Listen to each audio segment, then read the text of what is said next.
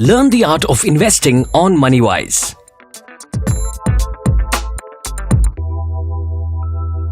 This is the Moneywise podcast, and I am Sheetal. I get to dive deep with our special guests and our experts and figure out the things that will help you make better investment decisions, will help your money grow. And today we're going to look at the financial services, and we've decided to figure out what the sector is really about. And to help us understand the area a bit better, we have Sumit Agrawal. He's Senior Fund Manager with Bandhan AMC since October of 2016. He's a solid mix of sell-side and buy-side fundamental research and portfolio management, and he's also very passionate about the subject. Therefore, thank you so much, Sumit, for joining us one more time on the Moneywise podcast. Thank you so much, Seetal. Thanks for having me on the show. And we've observed in recent times that the recurring global shocks have been fanning the flames of turbulence in this global economic environment in the recent times. And the India economy has also grappled with some challenges. But its innate resilience and financial stability has led to an eventual pickup in the growth momentum.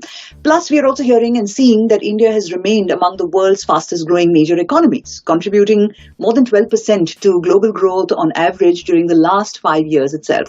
And financial services is an integral part of this growth engine. So it would be useful for our listeners to understand the constituents of the sector. See, traditionally, the financial services in India were dominated by mostly banks, and a large number of banks in our memories, be it from private sector or public sector banks. But today, the landscape has changed materially. The number of companies available today versus what it was about 10 or 15 years ago, that number of companies have expanded multiple times. So today, financial services offers not only banks, but it's a wide spectrum of investment opportunities, and it's available across segments. In fact, if you ask me to put a number, so broadly there are about 5 large sectors and about 19 to 20 sub-sectors available within the financial services space. I'll just name a few of them so that it becomes easier for the audience. So basically the largest sector, of course, is banks, so when you have public sector and private sector banks.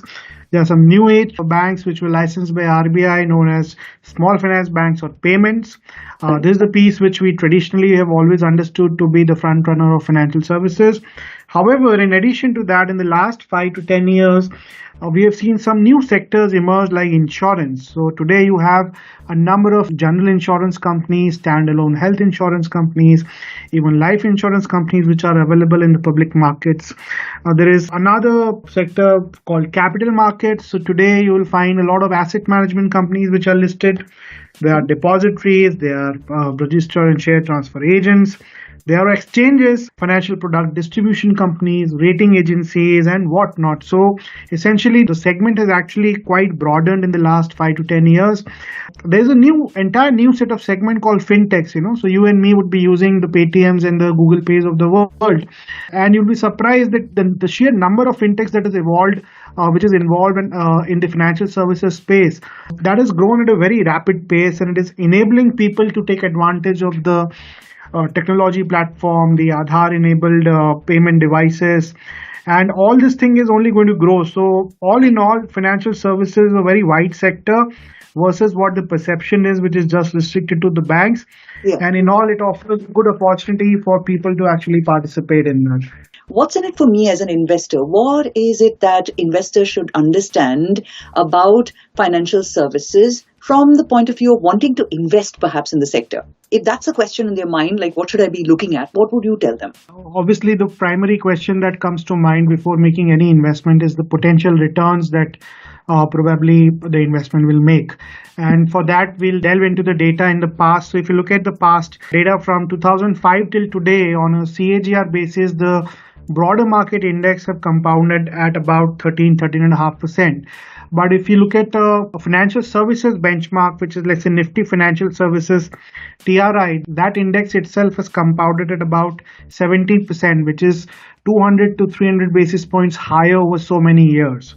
So in absolute rupees terms, let's say if you would have invested 1 rupee would have become 10x in the market, but it would have become 18x in the financial services index.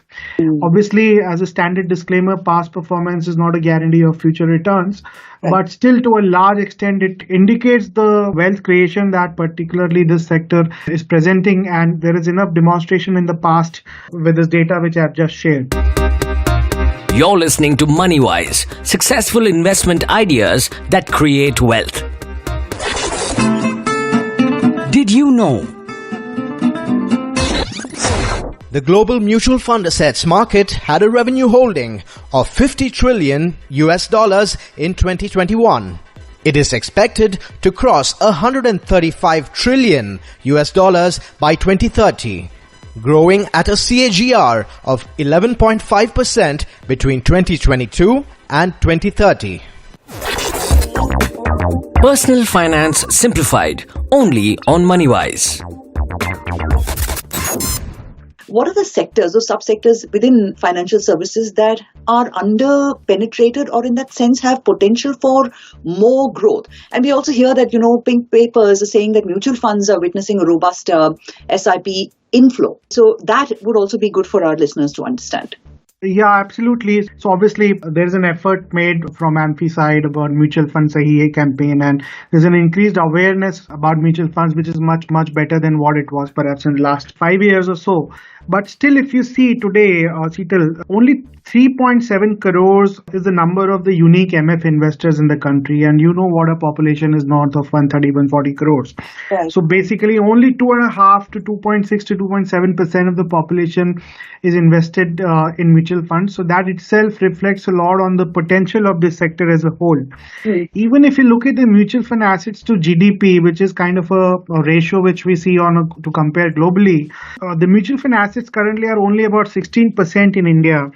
For the world average, this number is about 70%.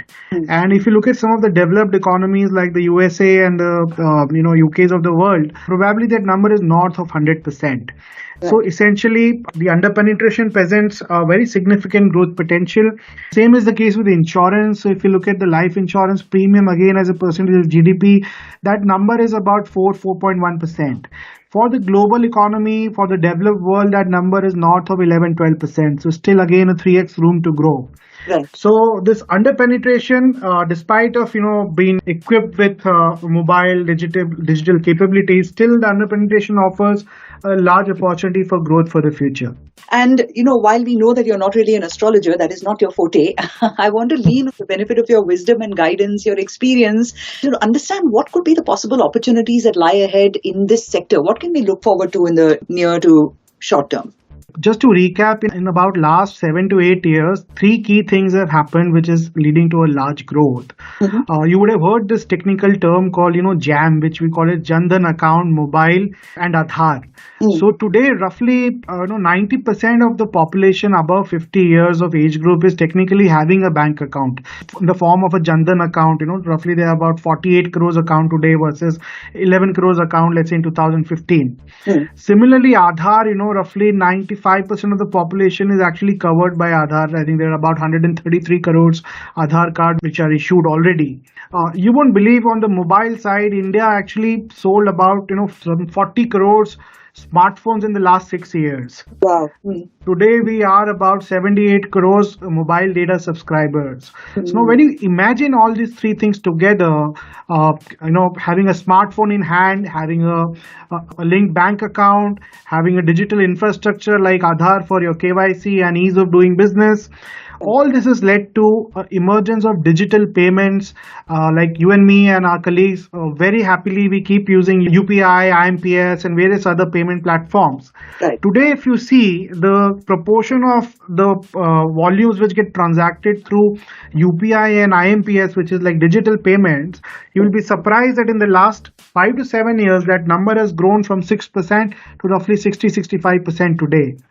And it is only going to grow rapidly. So all this together actually is offering a lot of opportunities ahead for the sector. Very, very sweet jam is what this really sounds like to my ears right now, Sumit. So thank you for that, putting it in perspective for all of us. Now, here's a question for you. I want to wrap with this. It sounds like, all of this sounds like great opportunities, and most investors would agree with me. But then I don't really have the time or the knowledge to actually spend on looking at the sector for my investments. I also need, say, professional guidance because I've not also been a finance geek. So is there a fund that is like a well-curated package of the financial services sector where, I just want to park my money there and put my worries to rest because I know that a professional fund manager is going to play that role of an anchor for me. So tell me about this area and how one should approach it. Yeah, it's a very fair question because ultimately the proof of the pudding should be in eating. So see, this sector is one of the very large sectors available. Roughly 30-35% of the market cap resides in financial services sector. There are many products which are dedicated to financial services which are available from a number of mutual funds or asset management companies in India. And as I say, the opportunity size is big. We believe even the current times offers an attractive opportunity for investors to invest in this space. And in this context, we have come up with a new product offer from our AMC. The name of the product is Bandhan Financial Services Fund. This is a new fund offer which opens on 10th of July 2023 and the NFO will close on 24th of July 2023. It's an open-ended equity scheme primarily investing in financial services sector. I mean, the background of which I have already given you. Just to keep in mind, this product is actually suitable for investors who are seeking to invest predominantly in equity and equity-related instruments or in the companies engaged in the financial services sector. Right. Moreover, investors who have a relatively higher risk appetite, but at the same time are looking to benefit from a sector from a potential of growth. And last but not the least, as it goes with all the financial advice in the world, before investing, investors should actually consider their mutual fund advisor or distributor. And it is also important to read the offer documents and the fund related documents very carefully, all of which is available on our website. Well, thank you so much for helping us understand financial services as a space for us to train our attention to on this episode of the Moneywise podcast. Very important and timely sort of intervention on the episode. Thank you, Sumit. It would not have been possible without you. And I'll always take away something about food. I've realized this, on all the Moneywise podcasts, jam and wubhi, pudding jam marke, proof of the pudding, you said. So thank you so much for being here and making us all hungry for more. And that would be the mantra. Thank you so much. Thank you so much. Thank you. Bye-bye.